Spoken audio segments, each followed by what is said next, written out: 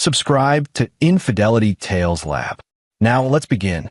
The fluorescent lights of Memorial Hospital's ICU hummed like dying insects. Lewis McCann sat in the plastic chair outside room 312, his right hand wrapped in gauze where the coffee burns had blistered his palm. The scalding liquid had done its job. Roger Wilkins was blind in one eye, possibly both, and under police guard 3 floors down. But Lewis wasn't thinking about Roger. He was thinking about the knife. It had been a custom piece. Lewis had seen enough blades in his years working offshore on oil rigs to know craftsmanship when he saw it. The handle was carved bone, the blade 8 inches of folded steel with a wicked curve. Not something you picked up at a gas station on impulse. Someone had commissioned that knife. Someone had planned this. His daughter Becky was asleep in the hospital room behind him, sedated after her screaming fit in the theater. She was 9 years old enough to understand that Grandpa Roger had tried to hurt them, too young to understand why. The police had been sympathetic but skeptical. Detective Santiago Ayala had taken his statement twice, each time circling back to the same questions. Had there been arguments with Roger? Financial disputes? Custody issues? Lewis had answered truthfully, no, no, and no. He and Caroline had been married for 11 years. Roger had always been distant, but never threatening. The old man lived alone in the family estate on the edge of town, surviving on his late wife's money and whatever he did in that basement workshop of his. Mr. McCann? A nurse approached, her name tag, reading Marcia Dodd. Your wife is here. Caroline appeared at the end of the hallway, still in her work clothes from the real estate office. Her face was composed, makeup perfect despite the late hour. That bothered Lewis. Their daughter had nearly been killed, and Caroline looked like she was heading to a client meeting. Is she okay? Caroline asked, not quite meeting his eyes. Sedated. Sleeping. Lewis studied his wife's face. Where were you? I called you 4 hours ago. Showing a property. I told you about it this morning, the Brennan estate. She brushed past him toward Becky's room. I came as soon as I could. Lewis caught her arm, gently but firmly. Roger had a knife, Caroline, a custom-made blade. He was sitting directly behind us, sharpening it during a kids' movie. Our daughter squeezed my hand so hard she left marks because she was too terrified to scream. Caroline's jaw tightened. My father is mentally ill, Lewis. You know he's been getting worse since Mom died. That knife wasn't made by a sick old man having an episode. That was premeditated. Lewis released her arm. What's going on? Nothing. You're in shock. Caroline opened the door to Becky's room. We'll talk when you calm down. The door clicked shut between them. Lewis stood there for a long moment, his burned hand throbbing. Then he took out his phone and called the one person in this town who might give him straight answers. Matthew Chase's auto shop smelled like motor oil and cigarettes. Lewis found him under a cherry red Mustang, cursing at a stubborn bolt. Matthew had been his best friend since high school, the kind of friend who would help you move a body first and ask questions later. Heard about the theater on the scanner, Matthew said, rolling out from under the car. He was built like a linebacker gone soft, grease permanently embedded under his fingernails. Coffee to the face. That's some quick thinking. It was hot coffee or my daughter's throat. Lewis leaned against the workbench. I need information, Matt. Quietly. Matthew sat up, suddenly serious. What kind of information? Roger Wilkins. What do you know about him? Besides the fact that he's a rich asshole who thinks his shit don't stink. Matthew grabbed a rag, wiping his hands. Not much. He keeps to himself. That old mansion on Sycamore? Nobody goes in or out except him and his lawyer. His lawyer? Yeah, Neil McKay. Real estate attorney. Handles Caroline's firm's contracts too. I've seen him at Roger's place a few times when I'm doing deliveries out that way. Matthew stood, stretching his back. Why? Lewis told him about the knife. About Caroline's strange reaction. About the feeling in his gut that this was bigger than a mentally ill old man snapping. Matthew listened, then walked to his office and pulled out a bottle of bourbon. He poured 2 fingers for each of them. Caroline ever mention her family having money problems? No, they're loaded. Roger's sitting on millions from his wife's inheritance. Then maybe it ain't about money. Matthew downed his bourbon. My cousin Derek works maintenance at Pinecrest Cemetery. Says Roger visits his wife's grave every Sunday, regular as clockwork. But here's the thing. He brings flowers for 2 graves. His wife's and who else's? A kid. Grave marker says beloved son. Name scratched off the stone, but the dates put the death about 12 years ago. Matthew refilled his glass. Year before you and Caroline got married. Louis felt something cold settle in his chest. Caroline never mentioned having a brother. Maybe she didn't. Maybe it's something else. Matthew looked at him. You want me to dig? Yeah, but carefully. I don't want Caroline knowing. She's your wife, man. I know. Louis set down his glass. That's what scares me. The next morning, Louis drove Becky home from the hospital. She sat in the back seat, quiet, clutching the stuffed rabbit he'd won for her at the county fair last summer. Caroline had stayed behind to handle the paperwork, which meant avoiding questions. Daddy, Becky's voice was small. Is Grandpa Roger going to come home? No, baby. He's going to stay somewhere safe where doctors can help him. Louis watched her in the rearview mirror. Did Grandpa ever do anything that scared you before? Becky was quiet for a long moment. Then, he asked me questions sometimes. What kind of questions? About you. If you're mean to Mommy. If you yelled at her. Becky hugged the rabbit tighter. He asked if I would be sad if you went away. Louis's hands tightened on the steering wheel. What did he ask you that? Last time we visited, Mommy was in the bathroom, and Grandpa took me to see his workshop. He had lots of knives there. He said they were for protection. She paused. I didn't like his workshop. It smelled bad. Like what? Like when you're cleaning fish. But worse. Louis pulled into their driveway and sat for a moment, processing. Roger had been grooming his daughter, testing her, preparing her for something. In that workshop, his phone buzzed. A text from Matthew. Found something. Come by tonight. Alone. Louis helped Becky inside, made her favorite lunch, and set her up with cartoons. His mind was already planning, calculating. Whatever Roger had been doing, whatever Caroline was hiding, Louis was going to find out. And when he did, they were all going to wish he'd just stayed the victim. By the time the sun set, Louis McCann had made a decision. He wasn't going to wait for answers anymore. He was going to take them. Matthew's shop was closed when Louis arrived after dark. He parked in the back and knocked twice. Matthew let him in, and Louis immediately noticed the third man sitting at the desk. This is Derek Velasquez, Matthew said. My cousin. He's the one who found the grave. Derek was younger, maybe 25, with a wary look of someone who'd learned not to trust easily. I pulled the cemetery records, he said without preamble. The child buried next to Roger's wife? Name was Charlie. Charlie Wilkins. Died 12 years ago, age 7. Cause of death listed as accidental drowning. Caroline's brother, Louis said. Half-brother maybe, but here's where it gets weird. Derek pulled out a folder. I did some digging in the county records. Roger Wilkins filed for divorce from his first wife 20 years ago. She died in a car accident 6 months later, before the divorce was finalized. Then Roger married Miriam Porter, Caroline's mother, within a year. Fast work. Yeah, and Miriam had money. Old money. Her family owned half the factories in this county before they sold out. Derek flipped through papers. Miriam died 3 years ago. Cancer. Left everything to Roger in her will. Caroline got nothing. Louis felt the pieces starting to connect. Caroline never mentioned being cut out. Because she wasn't supposed to know, Matthew said. That lawyer, McKay, he's the executor of Miriam's estate. And according to Derek's digging, there's a clause in the will. If Roger dies or is declared incompetent before Caroline's 40th birthday, everything goes to her. But only if she's still married with a child. The room went silent. I'm 37, Louis said slowly. Caroline turns 40 next month. And Becky is the required heir. Matthew poured another bourbon. Roger tries to kill you at a movie theater. You're gone. Caroline's a widow with a child. And when Roger inevitably gets declared incompetent for the murder, Caroline inherits everything. Except I'm not dead. Louis took the bourbon, didn't drink it. And Roger's in custody. Which means plan B, Derek said. Caroline needs you gone before her birthday, and she needs her father declared incompetent. You surviving might have actually accelerated their timeline.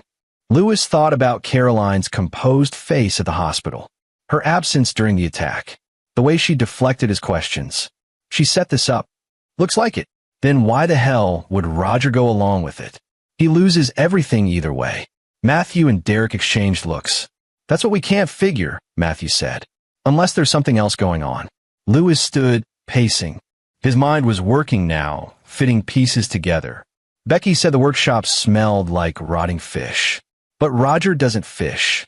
Never has. So what else smells like decomposition? Lewis pulled out his phone, searching. Caroline mentioned showing a property tonight. The Brennan estate. That's been abandoned for 5 years. Why show it now? Derek was already typing on his laptop. Property records show, holy shit.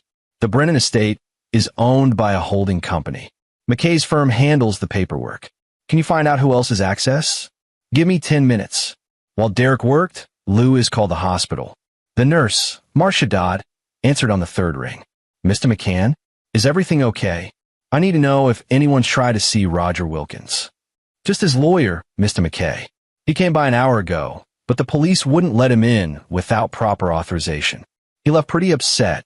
Did he say anything? Just that it was urgent family business. Something about paperwork that needed signing. Marcia lowered her voice. Between you and me, he seemed more angry than concerned. Lewis thanked her and hung up. Derek looked up from his laptop. Got it. The Brennan estate has 3 authorized key holders. Neil McKay, Caroline McCann, and... Derek trailed off. Who? Roger Wilkins. Authorization dated 6 months ago. Lewis felt everything click into place. They've been using that property for something. Something that required a remote location and Roger's expertise. Expertise in what? Matthew asked. Lewis remembered Becky's description of the workshop. The smell of decay. The knives. Roger's custom-made blade. Roger was a butcher before he married into money. Worked at his family's meat processing plant until it closed. The 3 men looked at each other. We need to see that property, Lewis said. Tonight. The Brennan estate sat on 40 acres of overgrown land. The main house, a rotting Victoria monstrosity that had been condemned after a fire gutted the west wing. Lewis, Matthew, and Derek parked a quarter-mile away and approached on foot, carrying flashlights and Matthew's tire iron. This is breaking and entering, Derek whispered. If we get caught. We won't. Lewis led them around the back, where a newer padlock secured the basement entrance. He examined it with his phone's light. This was installed recently. Matthew made quick work of the lock with bolt cutters from his truck. The basement door opened with a groan of rusty hinges. The smell hit them immediately, chemical and organic, exactly as Becky had described. Inside, Lewis's flashlight revealed a nightmare. The basement had been converted into a workshop. Stainless steel tables lined the walls. Knives of every size hung on pegboards. A chest freezer hummed in the corner. And on the tables, Jesus Christ, Matthew breathed. They weren't bodies. Not human ones. But the deer carcasses were hung and dressed with professional precision. The kind of butchery that required skill and practice. Lewis approached the freezer, his heart pounding. He opened it. Inside were packages wrapped in butcher paper, labeled and dated. All deer meat. Nothing more. I don't understand, Derek said. It's just a hunting operation. Illegal, but not. It's a cover. Lewis pointed to the far corner, where a tarp covered something large. He pulled it back, revealing a steel door set into the concrete floor. Another new padlock. This one took Matthew longer to open. When the door swung up, revealing stairs descending into darkness, Lewis could smell something different. Not decay. Something chemical. Industrial. They descended carefully. The underground room was small, maybe 10 by 10, with concrete walls and a single workbench. On the bench sat documents, photographs, and a laptop. Lewis opened the laptop. It wasn't password protected. Arrogant or stupid, he couldn't tell which. The desktop had one folder, insurance. Inside were hundreds of photos. Caroline with Neil McKay at restaurants, hotels, his apartment. The timestamps went back 3 years. Caroline and McKay weren't just having an affair. They were partners. But the documents were worse.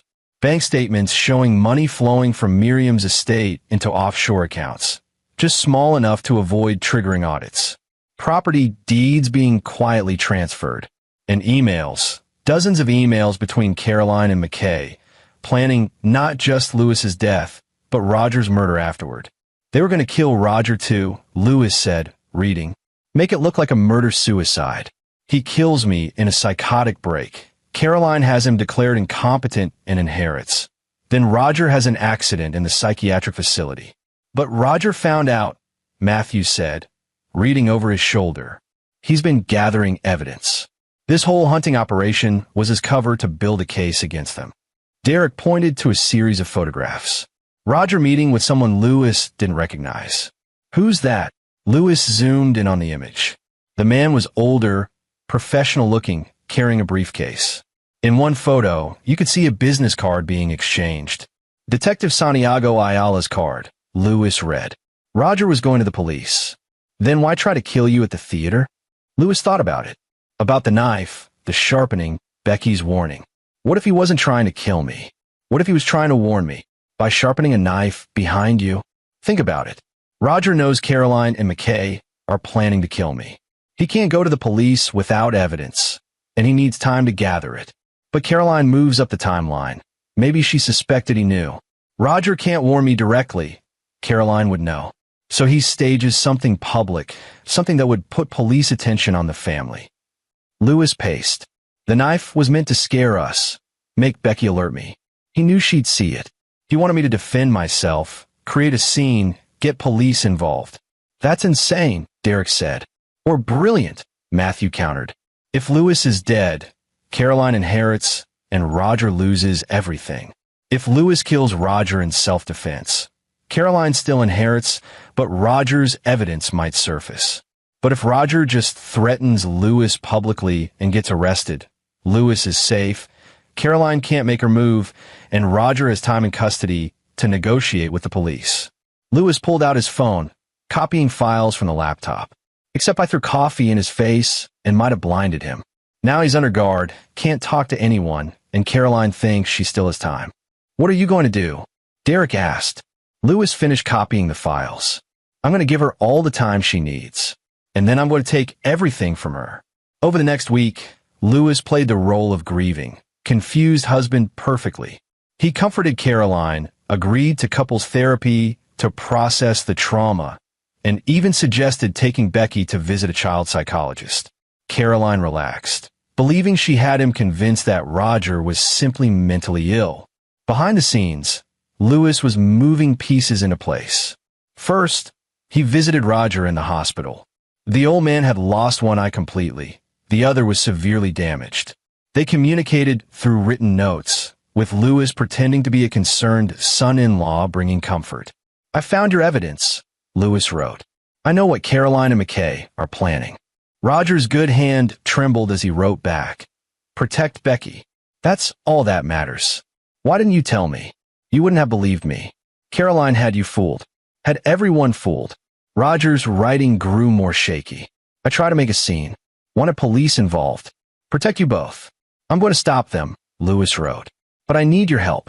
Roger nodded, squeezing Lewis's hand with surprising strength. Second, Lewis met with Detective Ayala privately. The detective had been suspicious of the theater incident from the start. Roger's behavior didn't fit the pattern of a psychotic break. Lewis showed him everything. The photos, the emails, the bank statements. This is inadmissible, Ayala said, flipping through the evidence. Obtained through breaking and entering. Then get a warrant. Roger was gathering evidence. He has legal standing to compile information about his own estate. Ayala studied him. What do you want out of this, Mr. McCann? I want my daughter safe. I want Caroline and McKay to pay for what they tried to do. And I want Roger to be free. Roger assaulted you with a deadly weapon. Roger saved my life. Lewis met his eyes. Give me 2 weeks. Let Caroline think she's won. When she makes her next move, you'll have everything you need. Ayala considered. 2 weeks. But if anyone else gets hurt, they won't. Third, Lewis visited Neil McKay's office. The lawyer was smooth, professional, expressing concern for Lewis's family and offering free legal advice regarding Roger's estate. Lewis played dumb, asking questions about Miriam's will, inheritance laws, Caroline's rights. McKay took the bait beautifully, steering Lewis toward exactly the conclusions they wanted him to reach. That Roger was dangerous, that Caroline deserved the inheritance, that the family would be better off if Roger was declared incompetent. Caroline must be under tremendous stress, McKay said sympathetically. If there's anything I can do. Actually, Lewis said, there is. Caroline's birthday is coming up. I was thinking of throwing her a party. Something at the Brennan estate. I know it's abandoned, but Caroline mentioned you handle the property. Maybe we could rent it for the night? She always loved that old house. McKay's eyes flickered with something Lewis couldn't quite read. Interest? Suspicion? The Brennan estate is in poor condition, McKay said carefully. Even better, we could do a restoration theme. Caroline's in real estate. It would be nostalgic. Lewis smiled. Unless there's a reason, we shouldn't use that property. No reason at all. McKay relaxed. I'll make the arrangements. Hook set. Fourth, Lewis told Caroline about the party. She reacted exactly as he'd expected. Surprise, pleasure, and then a calculating look he'd learned to recognize. The Brennan estate? She said. That's sweet, Lewis. But it's a wreck. McKay said he could get it ready. And I thought, with everything that's happened, we could use something to celebrate. New beginnings. Caroline kissed him. Lewis let her, hating every second. You're wonderful, she said. I don't deserve you. No, Lewis agreed, smiling. You don't. That night, Lewis monitored Caroline's phone calls through the clone device Derek had helped him set up. She called McKay immediately. He wants to have a party at the estate, Caroline said. Next Saturday. That might work in our favor. McKay's voice was cold. The property's isolated. If something were to happen, an accident, a tragedy, husband plans a romantic gesture, something goes wrong. Faulty wiring in an old building, maybe. You try to save him, but... And Becky, with her grandparents for the weekend. You said your parents offered to take her. Lewis gripped his phone, forcing himself to stay calm. They were planning to murder him at his own wife's birthday party. What about Roger? Caroline asked. I'm working on it. Once Lewis is gone and you inherit, we can move Roger to a private facility. Something permanent. They finalized details. Lewis listened to every word, recording everything. When Caroline came to bed that night, Lewis pretended to be asleep. She curled against him, and he felt nothing but disgust. Only 6 more days. Lewis spent those 6 days preparing. He worked with Detective Ayala to set up surveillance at the Brennan estate. He convinced Caroline's parents, Buddy and Maxine Cummings, good people who'd never approved of their daughter's behavior, to take Becky for a special weekend, while refusing to tell them why. He trusted them to keep his daughter safe, but he couldn't risk them warning Caroline. He also visited Roger again, explaining his plan. The old man wept, his ruined eyes streaming tears. I'm sorry, Roger wrote. I should have stopped her years ago. After Charlie. What happened to Charlie? Lewis asked.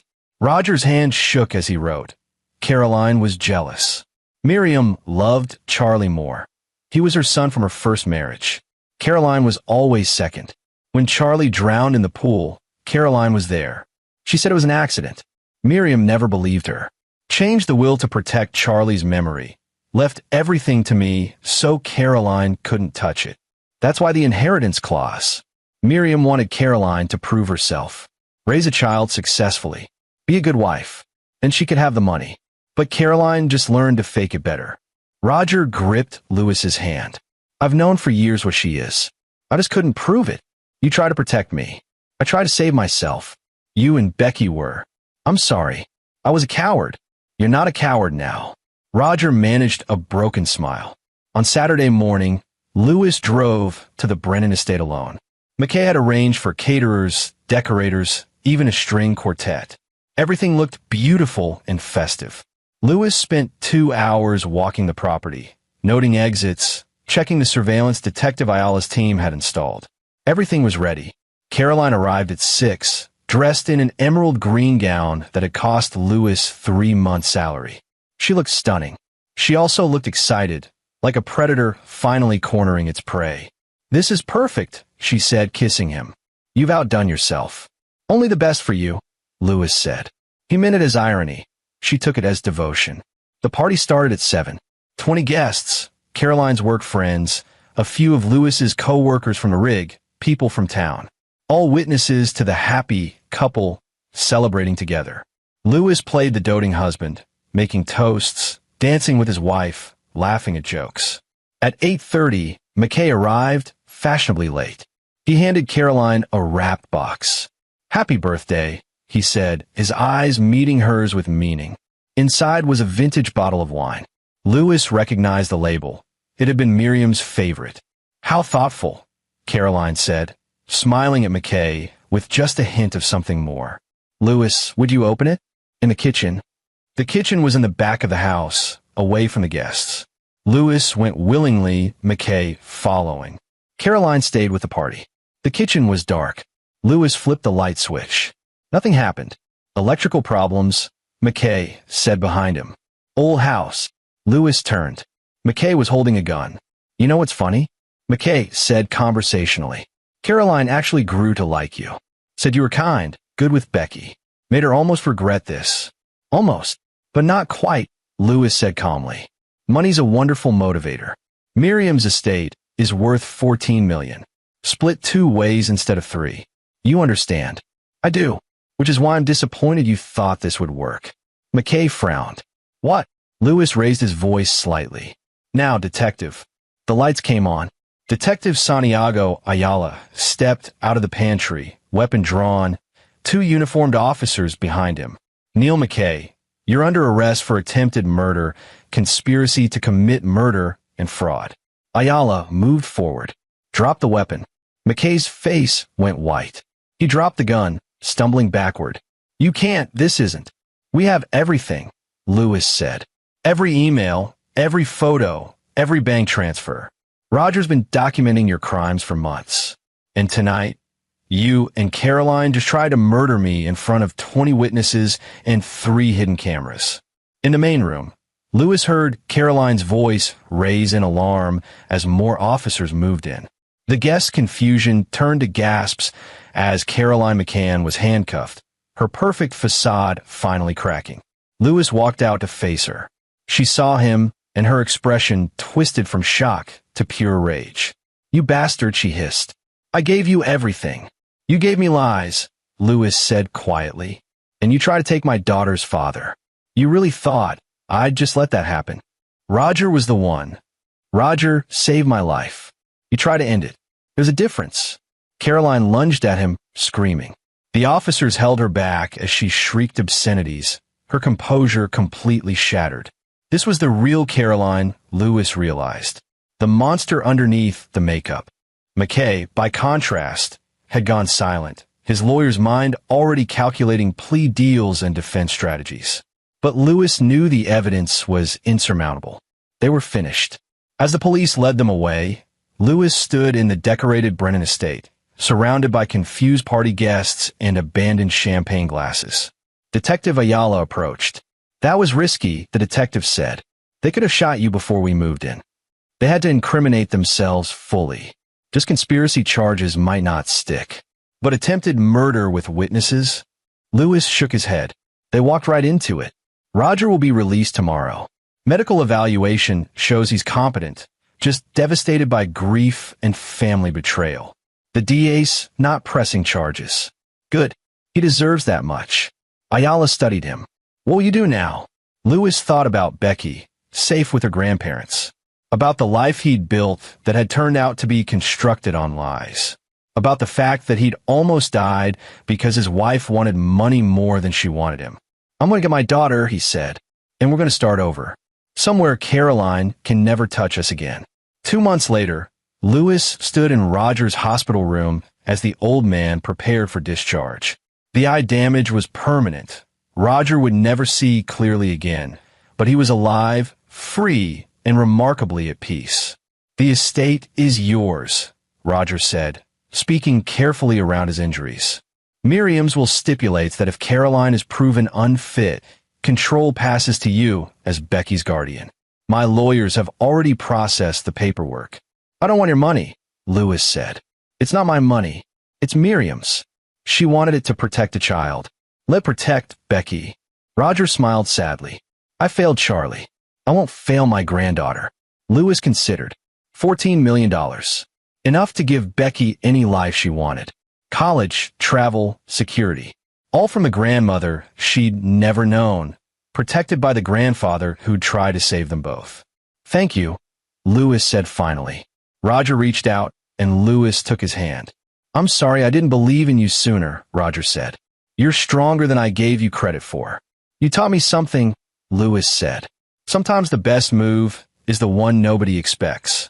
"What will you tell Becky?" "About her mother." Lewis had thought about this constantly. Becky knew Caroline was in jail, but not why. How do you tell a 9-year-old that her mother tried to kill her father? "I'll tell her the truth, eventually. Age-appropriate truth. That her mother made bad choices and hurt people, including us. That sometimes people we love disappoint us." Lewis looked at Roger. "And that her grandfather loved her enough to risk everything to save her." Roger's scarred face crumpled. "I don't deserve." "You do. You made mistakes, but when it mattered, you fought for her. That's what she'll remember."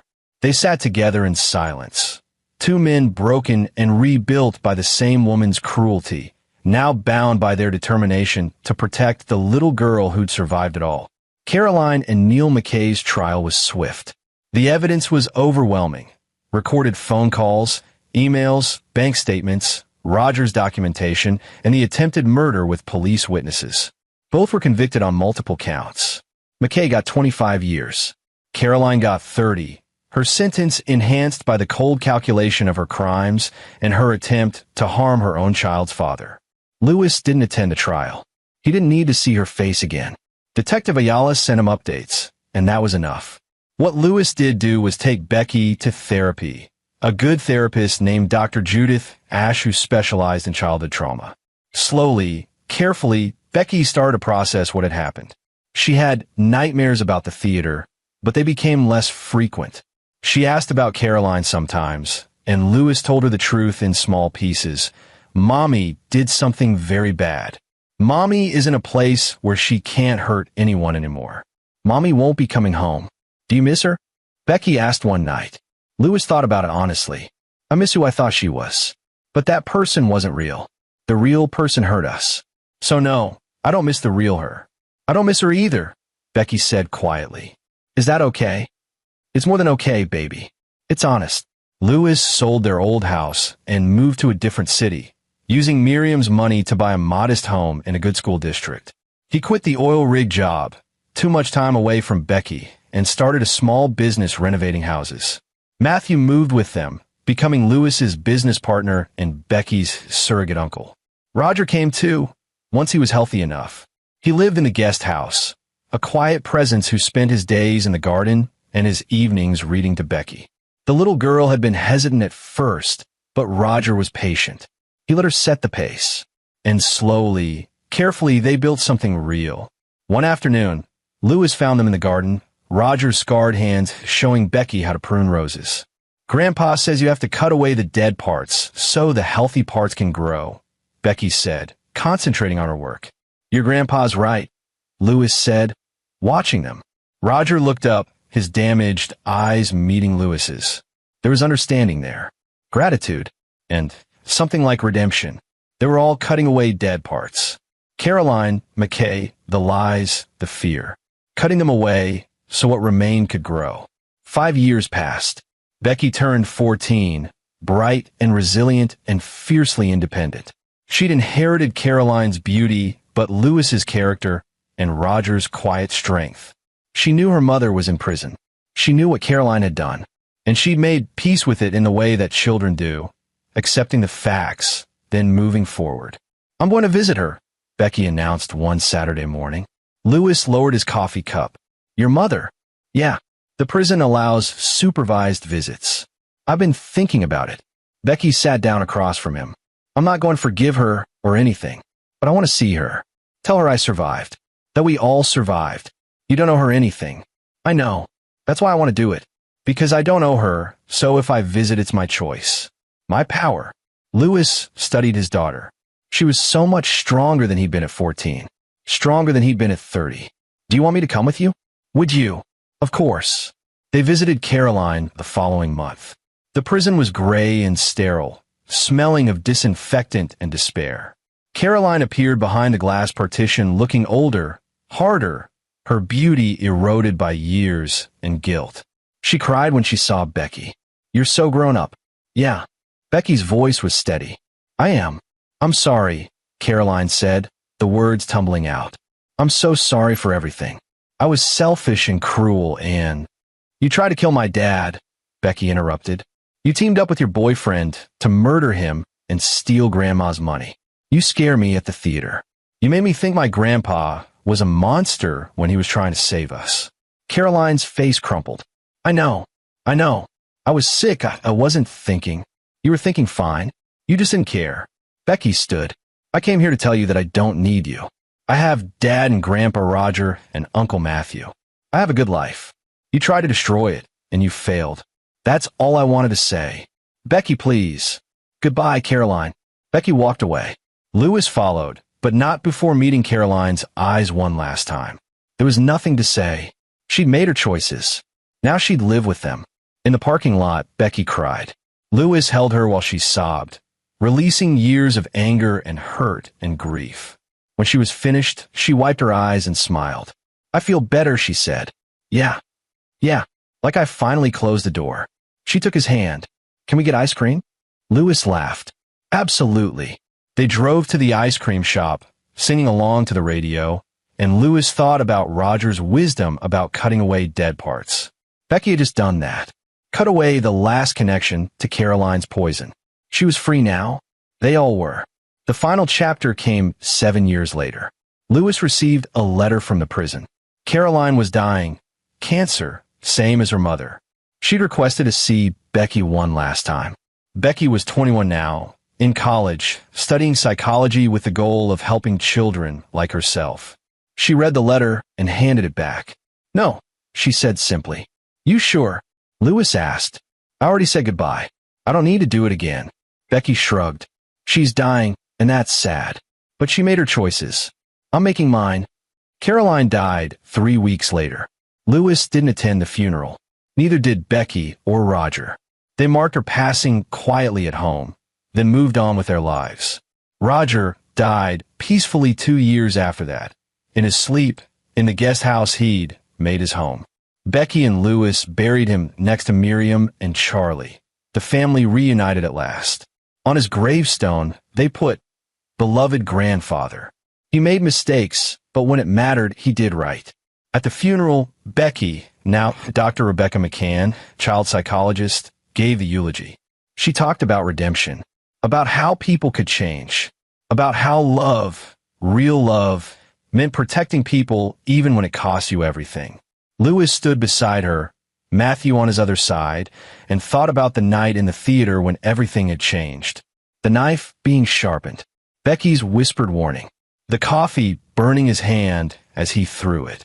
He'd been terrified that night. Certain he was going to die, that Becky was going to be hurt, that everything was ending. Instead, everything had begun. Roger's attempt to warn him, however clumsy and dangerous, had set off a chain reaction. Lewis had discovered the truth. He'd fought back. He'd won. And in winning, he'd saved not just himself, but Becky and even Roger. The antagonists, Caroline and McKay, had paid for their crimes. They'd lost everything they'd schemed for. Caroline had died in prison, bitter and alone. McKay was still there, would be for another decade at least. The victory hadn't been easy, but it had been earned. And Lewis had his daughter, had a life built on truth instead of lies, had the satisfaction of knowing he'd been smart enough, strong enough, and badass enough to beat people who'd underestimated him. As the funeral ended and people dispersed, Becky hugged him tightly. "Love you, Dad," she said. "Love you too, kiddo." They walked to the car together, father and daughter, survivors and victors. Behind them, Roger's grave stood peaceful in the afternoon sun. And somewhere in a prison cemetery, Caroline's unmarked stone gathered dust, forgotten by everyone who mattered. Lewis had won, not just survival, but everything that came after. And that, he thought, was the best revenge of all. And there you have it. Another story comes to an end. What did you think? I'd love to hear your thoughts in the comments below. If you enjoy this story, consider joining our community by subscribing. It means the world to us. For more stories like this one, check out the recommended videos on screen. And I'll see you there.